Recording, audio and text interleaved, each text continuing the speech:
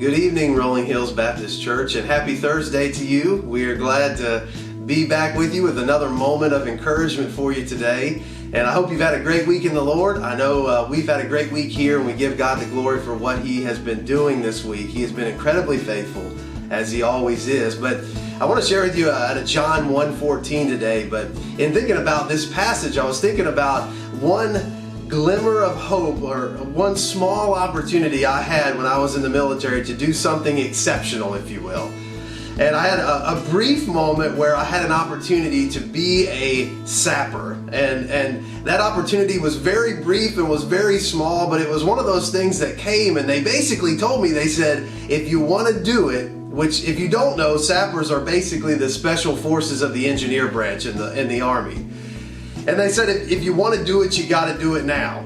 But up to that point, what I had experienced was basically basic training, AIT, and then just a short drill period and right back into OCS. So what that meant, if you aren't familiar, was I got yelled at a little lightly, and then I had just a brief moment where I wasn't, and then I jumped right back into it. So I remember thinking, well, that sounds like a cool opportunity, but when I started digging a little bit more, I found out that what sapper training would entail would be some very challenging things, and basically I would be jumping back into a possibility of getting yelled at again. And I thought to myself for a moment, do I want to jump back into a situation that's going to be really challenging this soon, or do I want to take a break? And guess what I chose? You guessed right. I thought, well, I don't really want to insert myself into a challenging situation again. So I was thinking about that, and then I went to John 14, and I was reading there, and I thought, it says, and the Word became flesh and dwelt among us. And I thought about how huge of a deal that actually is, because when the Word became flesh, Jesus Himself actually knew that what He was coming to do was to die. He literally chose to come and die for you and for me. His love for us was that great that He said, I'm still going to go, even though I see it's going to be extremely challenging, that it's going to be the very ones that He had been a part of creating were going to be the ones He was dying for. But still, our Savior is so exceptional that He said, I love you enough that I'm still going to come. The Word became flesh and dwelt among us. And then John says, as he writes, and the Spirit writes through him, he says, and we beheld His glory, as the glory of the only begotten Son of God, full of grace and truth. And the incredible thing about that is I can picture John's face lighting up.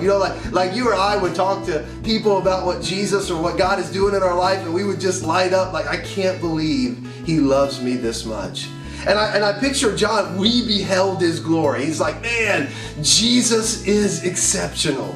And isn't He just an exceptional Savior? I think as I hear testimony from people, as I see how God's working in the life of the church, it's like a light up, like a light bulb effect every time. It's like we behold His glory, His excellence, and we celebrate that even though He was the Creator, even though He was there at the beginning, even though He was God, He still was willing to come down for us. He still is willing to shepherd us. He still is willing to walk with us. That's the Savior that we serve.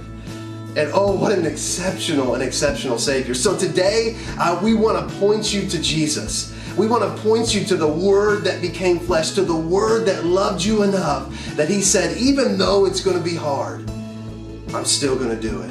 What an awesome Jesus we serve. What an awesome rescuer. And I want to encourage you, keep being the light for Jesus that He deserves for us to be. Keep standing firm for Him. Keep representing Him. Keep showing the world this awesome Word that became flesh and dwelt among us and did it all for us. Did it all to be obedient to the Father. Did it all because He loved us. And keep shining in the world around us, because the world needs to see Jesus.